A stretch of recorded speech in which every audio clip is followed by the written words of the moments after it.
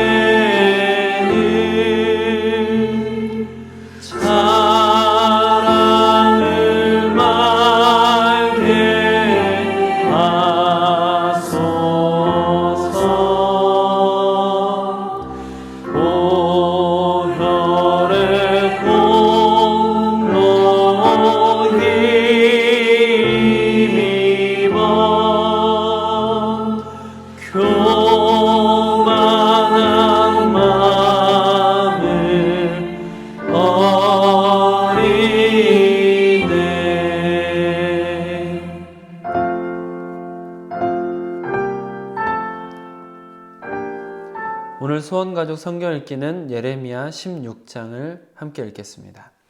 오늘 우리에게 주신 하나님의 말씀은 누가복음 22장 14절로 23절 말씀입니다.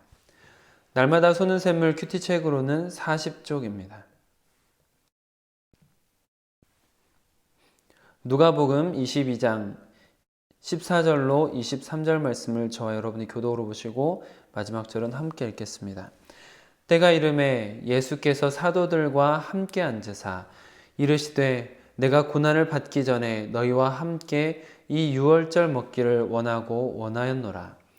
내가 너희에게 이르노니 이 유월절이 하나님의 나라에서 이루기까지 다시 먹지 아니하리라 하시고 이에 잔을 받으사 감사기도 하시고 이르시되 이것을 갖다가 너희끼리 나누라.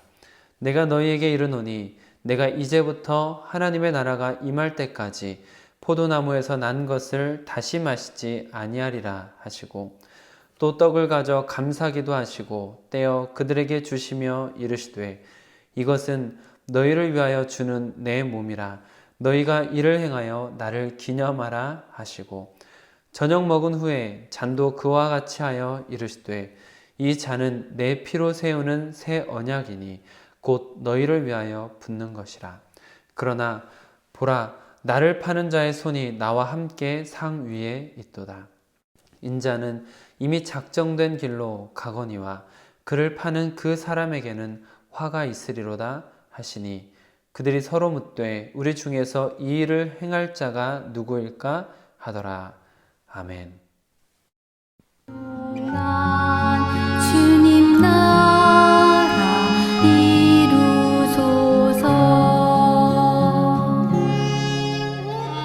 이 말씀 따라 사는 동안 지치지 않게 하시고 이 말씀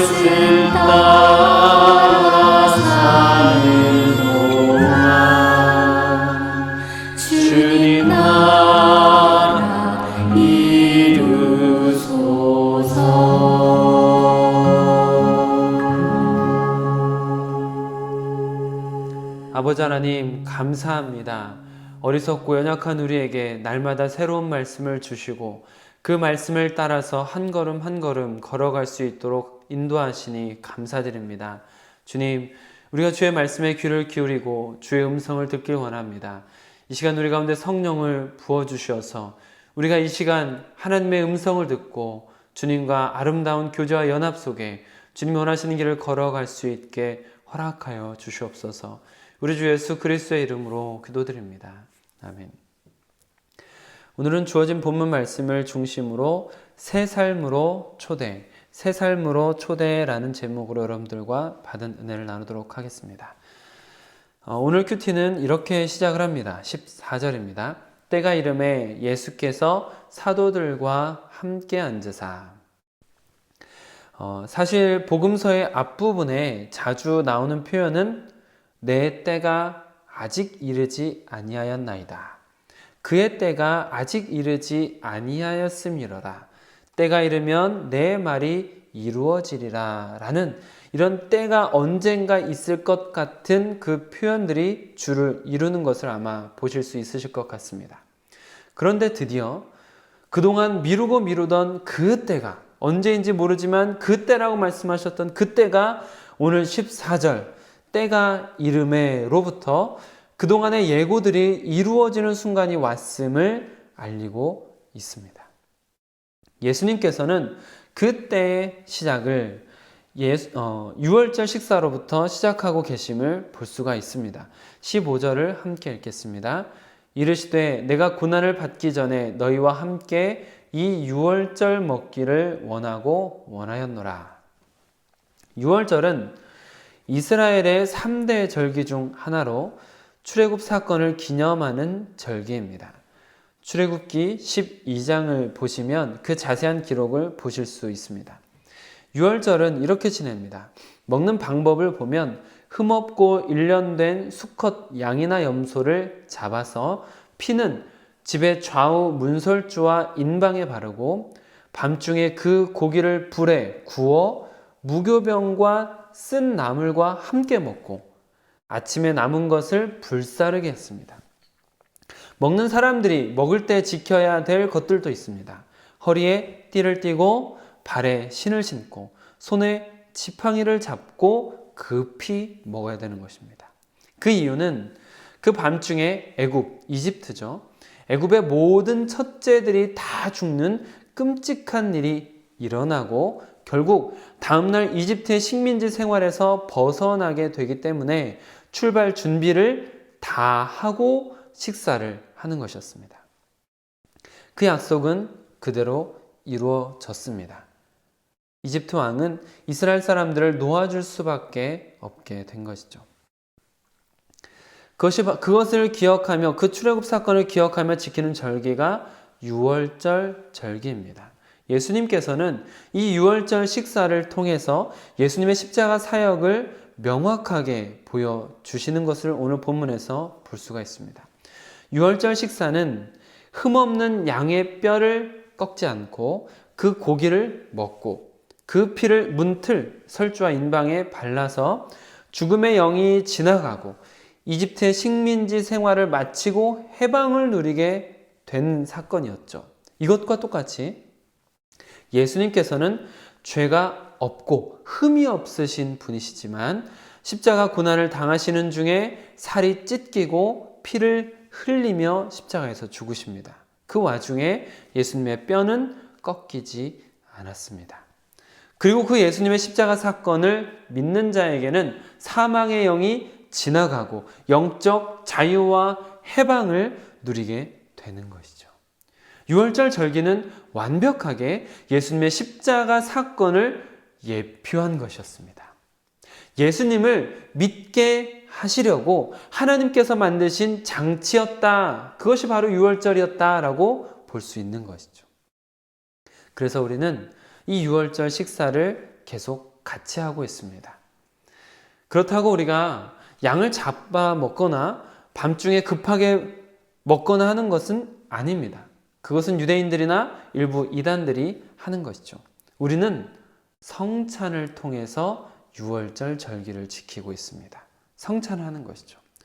성찬은 오늘 본문의 말씀처럼 예수님께서 직접 제정하셨고 또한 성찬을 하라고 명하셨기에 지키는 성례전입니다. 우리는 이 성찬을 통하여 이스라엘 백성들이 유월절 어린 양의 피로 이집트로부터 출애굽한 사건보다 더 큰 일을 경험하게 됩니다. 그것이 무엇입니까? 유월절 어린 양이신 예수 그리스도로 인하여 죄와 사망의 법으로부터 해방되는 것이죠. 예수 그리스도로 인하여 하늘의 시민이 되는 것입니다. 영원한 천국을 약속받은 사람이 되는 것입니다. 하나님을 아버지라 부를 수 있게 되는 것이죠. 예수 그리스도로 인하여 우리는 새 언약 안에 들어가게 되는 것입니다. 그럼 성찬은 누가 참여할 수 있습니까? 십자가 사건을 포함한 예수님의 사역을 믿고 예수님을 구주로 고백하는 사람이 공적인 자리에서 세례를 통하여 교회의 일원이 된 후에 참여할 수 있는 것이 성찬입니다. 우리도 그 성찬을 함께 나누고 있죠. 우리는 단순히 그 성찬을 통해서 떡과 포도주를 마실 수 있는 교회의 특별한 사람들, 교회의 VIP, 교회의 우수회원 정도로 생각해서는 절대 안 됩니다. 우리는 성찬에 참여함으로 우리의 믿음을 한 번 더 확인하고 고백하는 것이며 동시에 초대를 받는 것입니다. 새로운 삶으로 초대를 받는 것이죠. 유월절 식사는 허리에 띠를 띠고 발에 신을 신고 손에 지팡이를 잡고 급히 먹는 것이라고 말씀드렸습니다. 왜일까요? 말씀드렸듯이 다음날 바로 여정을 떠나야 하기 때문이죠. 이집트를 떠나는 여정을 해야 되기 때문입니다. 성찬으로 초대받은 우리도 이와 같습니다. 성찬을 통하여 예수님의 고난을 묵상하고 감사하며 믿음의 고백을 하는 것이 가장 중요하지만 그에 못지않게 중요한 것은 성찬의 떡과 잔을 받아들인 다음입니다. 예수님의 살과 피를 먹고 난 다음입니다. 예수님의 살과 피를 먹었으니 예수님처럼 살아가야죠. 유월절 식사가 애굽을 떠나기 직전에 한 마지막 식사이고 그 식사를 함으로 인하여 이제는 애굽을 등지고 새로운 세상으로 떠나가는 것입니다.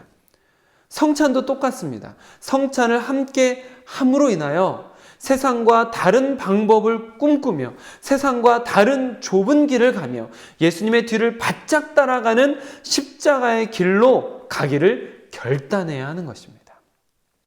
출애굽은 유월절 식사를 한 것만으로 끝나지 않습니다.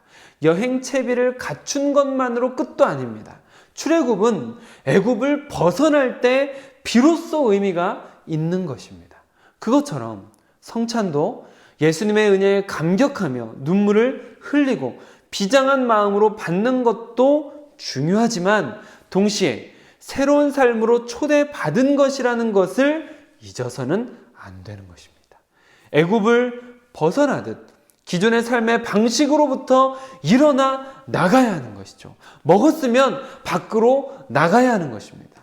이전과 다른 새 삶을 향해서 나아가야 되는 것이죠. 새 삶을 살아가야 하는 것입니다. 성찬에 참여한 우리는 그러한 새로운 삶으로 초대를 받은 사람들입니다. 예수님께서는 이 날을 위해서 때를 기다리고 계신다라는 것을 계속해서 피력하셨습니다. 그렇다면 우리의 때는 언제일까요? 예수님께서 십자가 사역을 본격적으로 시작한 이 때가 이름에 라는 이 시간이 그 십자가 사역이 본격적으로 시작된 순간이었는데 그러면 우리의 때는 언제일까요? 우리가 그리스도인으로서 그리스도인답게 살아가며 예수님이 원하시는 사역을 하는 그 때, 그런 사역이 시작되어야 되는 때가 언제일까요? 나의 때는 아직 아니야 라고 생각하십니까? 나는 아직 멀었어 라고 생각하십니까? 여러분의 때는 언제일까요? 성찬의 참여한 순간부터입니다. 여러분의 사역은 성찬에 참여한 순간부터 시작되는 것입니다. 이 말씀을 함께 나눈 대부분의 성도님들께서는 이미 때가 이른 것이죠. 우리는 이미 새 삶으로 초대를 받았습니다. 말씀드렸듯이 유월절 식사는 먹는 것이 다가 아닙니다. 허리띠를 띠고 채비를 하는 것이 다가 아닙니다. 아침에 일어나서 말씀을 따라 걸어가야 완성이 되는 것이었습니다. 성찬에 참여한 우리도 말씀을 읽고 듣는 것이 다가 아닙니다. 말씀을 익히며 구도자의 길을 걸어갈 채비를 하는 것이 다가 아닙니다.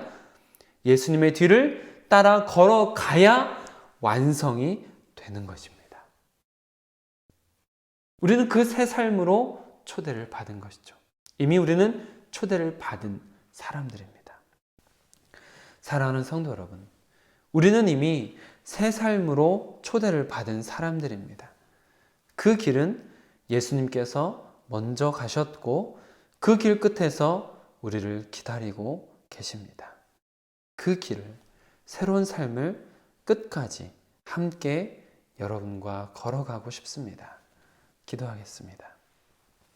아버지 하나님, 우리가 이미 주님의 초대 안에 있고 주님께서 걸어가신 길을 걸어가야 될 여정을 함께하는 사람들입니다. 그럼에도 불구하고 우리가 그 때가 나중인 것처럼, 사역은 나중에 해야 될 것처럼 미루는 마음을 가지고 있지는 않았는지 돌아보게 하여 주시옵소서. 나는 아직 연약하고 나는 아직 어리석고 나는 부족하다는 여러 가지 핑계를 만들어서 하나님의 일을 미루고 있던 것은 아닌지 돌아보게 하여 주시옵소서.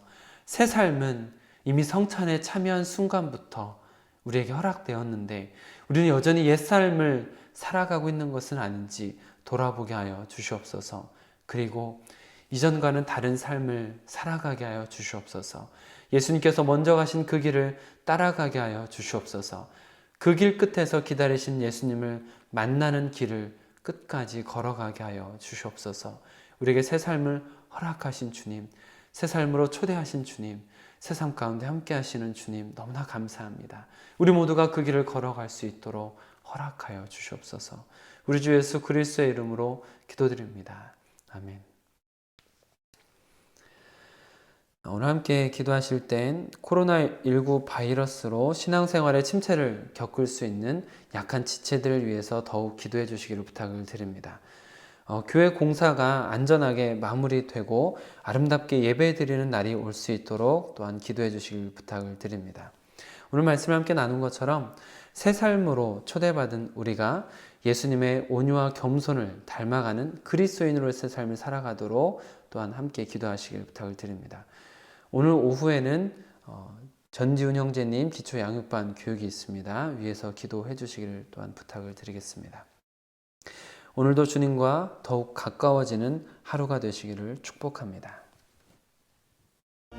주님의 이름이 주님의 이름만이 오직 주의 이름만 이곳에 있음